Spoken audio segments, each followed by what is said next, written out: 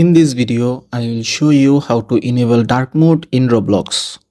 If you are tired of your bright white screen or just prefer a darker look, this settings is perfect for you. First, open the Play Store and check if there an update available for the Roblox app. If you see an update button, go ahead and update the app fast.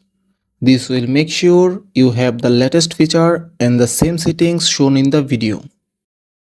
Once the update is complete, open the Roblox app on your device and make sure you are signed in with your account.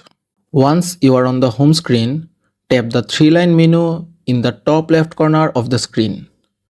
Now scroll down until you find the settings, then tap on it. Inside the settings menu, look for device preferences and open it. Here you will find the device level theme option, tap on it. You will now see three options: System Default, Dark and Light. To turn on dark mode, simply tap Dark.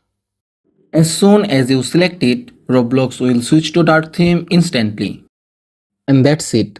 That's how you can enable dark mode in Roblox. If this video helped you, be sure to hit the like button and subscribe to the channel. Thank you.